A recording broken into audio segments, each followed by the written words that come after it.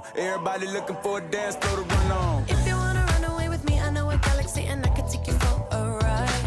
I had a premonition that we fell into a rhythm where the music don't stop for life. Glitter in the sky, glitter in my eyes, shining just the way I like. If you're feeling like you need a little bit of company, you met me. So I decided to go live today just to talk about questions and answers. Basically, they're really routine questions that I get on a daily basis, working with clients or people who just DM me or message me, trying to get more information if it's related to fitness questions, working out, doing cardio, food. I'm an open book, so usually when people ask me things, I usually answer. No point intended, not expecting a fee or anything, but just really just to help people out, because at the end of the day, it's up to you to apply. So to kick things off, let's start off with question number one. How did I get started in fitness? So for me, I got started in fitness really through sports. I've been playing sports since I was 5, from baseball, football, track, are the main things that got me incorporated. And then that led to weight training and playing at the college level. And then from there, I got into training, bodybuilding, and personal training, working with clients and also competitors. All right, so what's my current training routine? So for me, currently I'm training for a bodybuilding show myself.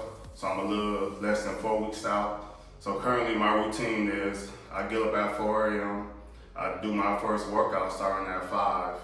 Then I do cardio, so it'll be from about 5 to 6:30 a.m. And then in the evening, I do my second workout, my second cardio session. And that's usually about 5:30 to 7:30. And that's kind of my current training routine right now, what I have going on. This is a good question. What demographic of clients do I work with? So a lot of times people think I only work with, I guess, bodybuilders or people who want to lift in the gym, but really, I work with all age groups. If it's performance-based with kids and they're sport-specific, to just the everyday person who wants to learn lifestyle things and incorporate it in their daily routine, are people who want to compete, are people who never worked out in the gym before and just want to get acclimated. So I work with all those. And I also do nutrition plans. I do sport-related plans, if it's from agility to speed training. And those are like the premise of everything I can cover with working with people. How many meals a day should you be eating? So usually with clients, I usually start them off with a questionnaire to kind of see what their daily routine is, and kind of within that routine, see how many meals a day they can actually eat. So it'll be between 4 and 6. I highly recommend eating 5 to 6 meals a day, but 4 to 6 will do. And the reason behind that is you want to build meal frequency. So the more times you're eating throughout the day, the faster you're building your metabolism. And the faster your metabolism is running, it leads to more fat loss. So a good example is a campfire. So when you do a campfire, you have your wood, you start the fire, and then throughout the night you gotta keep feeding the wood to keep the fire going. That's kind of how your metabolism works. And that's kind of why you build meal frequency in that aspect, and that's like the simplest way I can put it. All right, supplements. Do you need to take them? So supplements are exactly what they say. They supplement your diet. They're an asset. They're not needed. The number one thing you can do is eat real food. And then you add supplements on top of that, and that'll help you to get to whatever that specific goal is you're after faster. So you don't need supplements, but it's always good to have, especially if you can't afford them. Some of the main supplements and simple supplements you'll need are just a protein powder. So that's basically what you'll take after a workout. A daily vitamin, that's something you take first thing in the morning. And something for like joint and inflammation, so like fish oil pills. I would say those are 3 common, pretty cheap, but reliable sources of supplements you basically need to take every month. Everything else is just like extra credit if you can't afford it. All right, the big one, and this is one that I believe in and I always preach to my guys, water intake. How much water should you be drinking a day? I believe at least a gallon a day is like perfect, and that's like the minimum requirement when it comes to water. Because when you're changing your lifestyle and you're starting to eat more meals, you need that water intake to help with digestion. And throughout the day, it'll make it easier for you to process your food, but also it'll make it easier as far as just sleeping throughout the night and handling digestion, so that next day you won't be holding bloat. So I'll say a gallon a day is at minimum you should be having. All right, so when you work with clients, should you have cheat meals and why? So if you're following your coach or trainer's plan and they do have cheat meals, it's there for a purpose. So basically you're eating a strict diet, and then by the end of that week, you add a cheat meal in to jumpstart that metabolism right back. So when you do feed it dirty things, sometimes it refuels that fire, and then 2 to 3 days later, you end up dropping more weight. And that's kind of some of the dynamics behind the cheat meal, especially if you're going for fat loss. So if you're going for trying to gain weight and put on more muscle, then you give yourself more cheat meals, because you can add in those extra calories that you got to meet per day or by the end of that week for whatever that plan is that your coach has for you. All right, some of the differences between working with lifestyle clients versus working with competitors. So for lifestyle clients, for me, I tend to be more lenient when it comes to mistakes, clients not being able to maybe eat all their meals, or I guess you could say having more excuses. For regular lifestyle clients, that's fine, because we don't have a specific date to meet a specific goal. We're basically trying to build routine and get you to look how you want to look over a certain period of time, but not necessarily within like the next 90 days. Because at the end of the day, what you want to build is a foundation, a routine of learning how to eat properly, when you should be eating, what you should be drinking, how often you should be sleeping, what vitamins and supplements you should be taking, and then incorporating all of that into your daily routine. So over time, you'll basically be able to take bits and pieces of what you learn working with a coach or trainer and just apply it to your everyday life. Now for competitors, it's a different level of strictness. Competitors cannot afford to miss meals, cannot afford to make mistakes, cannot afford to have excuses, because at the end of the day, you're prepping for a show and you should be prepping to win. Like if you work with me, we prep to win. Yeah, we want to get to that goal of you stepping on stage, but we should be doing everything with a purpose. And you should never win a participation trophy. You should always compete to win, to better yourself, because the more you care about it, the more you're going to put into it. So for competitors, I'm a lot more strict because we do have an end goal. So if you do start off and you're doing a 12-week prep, you know by the end of those 12 weeks, you have to look a certain way. And if you don't look a certain way, it's definitely going to show. So one of the things working with new clients and people, when they get that initial plan, sometimes they get overwhelmed with how many times they're eating a day and how much food they're eating. So the purpose with starting clients off with, let's say, high calories in their mind or low calories is, if you're working with a client who wants to do fat loss, I usually start you off with basically a straightforward plan to kind of see how your body adapts to how much food I'm giving you. So if you feel like you're getting overwhelmed with food, just know that at the end of that week, you can still lose weight. But if you gain weight as well, that tells me for the next week if we need to drop calories or we need to increase them. If we need to add more cardio or do we need to decrease cardio. Because what you don't want to do is diet somebody hard in the beginning, and then as weeks go by, the body plateaus because you already done pulled all the carbs or all the fats, and now you have nowhere else to take food from to help them continue dropping weight. So that's one of the reasons why I would say I do it, and probably a lot of other coaches start clients at a baseline diet or start them really high and not always super low. All right, this is a common one and a good one. So condiments, so condiment alternatives. So nowadays, dressings always come in light or sugar-free, and then all the condiments usually come sugar-free. I recommend everybody using sugar-free or light type condiments. It can be from sugar-free syrup to one of my favorites is the Hershey's syrup. I always do that sugar-free ketchup. Mustards, you can use any mustard you want. There's no calories in there, no sugars in there. Hot sauce, same thing. No calories in there. It's high in sodium, but sodium can be your friend. I don't take sodium away from nobody. When you season your food, I tell people season your food however you want. That's that really doesn't play a major role. But as far as the condiments you put on it afterwards, from barbecue sauces should always be sugar-free. Like I said, dressing should be light or sugar-free. Those are the basics. Oh, and sugar. So you can use Splenda when it comes to coffee, 2% milk to, like I say, sugar-free creamers, things like that. You should always think about and add. You don't have to make stuff bland when you're dieting. You just have to be creative and think outside the box. Like I say, ask your coach, hey, what are some of the things you do to look how you look and what can I use? Put on it afterwards, from barbecue sauces should always be sugar-free. Like I said, dressing should be light or sugar-free.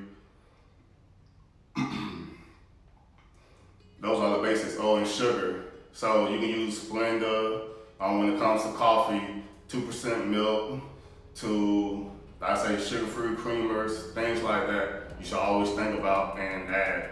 You don't have to make stuff bland when you're dieting. You just have to be creative and think outside the box. Like I say, ask your coach, hey, what are some of the things you do to look how you look and what can I use? So for condiments, there's always an alternative. All right, so training. How many times should you work out a week? Depends on the person, depends on your schedule. I'll say at a minimum 3 to 5 times, at most 5 times a week, and then having 2 rest days incorporated within that week. So when people get plans from me, I usually have you training 5 times a week with 2 rest days. And then the way the plan is set up is pretty standard. You just move around workouts to fit your schedule. As long as you're hitting 5 workouts within that week, that's perfectly fine. And that's all I look for too when you do check in with me, is that you were able to do all your workouts. Really doesn't matter what days you do it, but by the time you check in, you're telling me that you was able to work out 5 times. So soreness. So usually when you're starting new plans or doing any type of new training, soreness will kick in because your muscles and body are getting introduced to something they haven't done in a while or they haven't done before. So one of the easiest ways to handle muscle soreness is rest and ice, doing ice baths or doing Epsom salt hot water baths. Those are like the easiest ways to handle muscle soreness. And I'll say at a minimum doing those at least 2 or 3 times a week until your body does get acclimated and you're able to drive on. All right, so you have a new plan and you start your workouts, but within your workouts, you feel like you can't finish. So one of the common things to do to help push you through a workout is take longer rest periods to get to that next exercise. So even if your rest period says rest for 1 minute, rest for 90 seconds, you need more time, take that time. Because at the end of the day, you want to be able to start and finish. With changing your lifestyle, one of the main things you want to do is learn not to quit and follow through with everything you say you're going to do and follow through with everything you're going to start. So it doesn't really matter how long it takes to get there. So if your workout ends up taking 2 hours, 2.5 hours, that's just the building blocks. But I'll say always take longer rest periods between your sets so that you are able to finish the workout and you don't get burnt out. So for diets, so there's a million ways to diet and there's not one diet better than the other. It's just the diet that works for you. So for me, with the questionnaire I send out, I kind of gauge what foods people like off the food listing that I give them. And I give them the opportunity to plug and play foods within that portion size. And then from there, we build a plan together and move forward. So that's how I handle diets. It's really not one diet better than the other. It's just finding the diet that works best for you and like what's best for clients. Like that's the easiest way to put it. And always staying flexible and understanding that people are going to make mistakes and then following up, because you may build a plan to where they basically just keep cheating or they can't follow the plan. And the main reason why is because it may be too stringent or with the type of schedule they have, it's just not feasible. So you always gotta be adaptable and you always gotta be in constant contact. I try my best to stay in contact as I can, and when people do reach out to me, I try and respond back within that hour or at least by the end of the day. All right, one of the most commonly asked questions, how do I get abs? Really, the only way you can get abs is dieting down. Doesn't matter how many crunches you do, how many hanging leg raises you do, it's all in the kitchen. Your nutrition, you gotta get your body fat low enough to actually show what's underneath. And from doing that is being consistent with your diet, meal plans, and drinking water to clean out bloat and help with nutrition and digestion. All right, asking yourself this, do I really need a coach or trainer? That's a question where you look yourself in the mirror and say, am I fit or am I not? Whatever I think I've been doing isn't working. If you hire a coach, what's the number one thing that comes with hiring a coach? You're paying money. So if you're paying money, what does that mean? You're holding yourself accountable. And also, you're giving somebody money, so now they're holding you accountable because you're paying them and they're doing the job for you. So I would say, most definitely, if you feel you want to change your lifestyle, hire a coach or a trainer because they're going to work for you. Look at it that way. They're doing everything in their ability to help you achieve your goals and show you the easiest way to achieve your goals and work with you to where you guys have a compromise to where you can get to that end goal. And that's kind of how it should be if you do have a coach or trainer. So I highly recommend, if you do want to make a lifestyle change, hiring one and not just always trying to do it on your own, because we're all not experts, but there's people out there who know more than you do to help you reach that end goal. And also they'll open your eyes to doing and trying different things, because everybody doesn't have the same plans and everybody doesn't have the same methods to achieving that final. Eliminating snacking and cravings. I'll say from my standpoint, the best way to handle always snacking and cravings are basically feeding your clients enough food. Cause a lot of times they'll eat and be full until the next meal. That's kind of the method I do. Some of the things I also do are, for me, like sugar-free or zero-calorie diet sodas. So I like to have that at the end of my night before I go to bed, and that kind of like handles my sweet tooth. Yeah, I'll say those are some of the easiest ways to handle cravings. Waist trainers. So I'm a big advocate for waist trainers. I wear one every time I do cardio or work out. And I also use creams on there such as Sweet Sweat, Lipoxyderm, Vasoburn. So basically what those do is stimulate sweat in your core, in your back fat. And I wouldn't say it necessarily targets fat, but it helps you to sweat more in that specific area, which will intently handle bloat, and then with the proper nutrition and water, help flush you out and burn fat in that area. And at the same time, it'll be tightening your waist, making your waist look smaller. So yeah, I highly recommend like waist trainers or the sweat bands, but you will not see the same results if your nutrition is not in order. All right, so with cheat meals and handling bloat.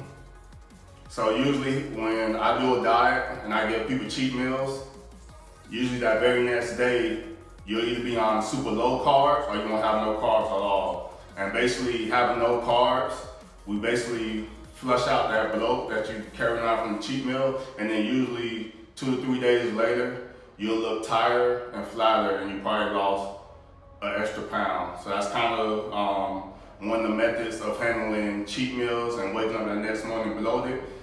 By the next day or two, you'll look even better than you did the day before you had a cheat meal.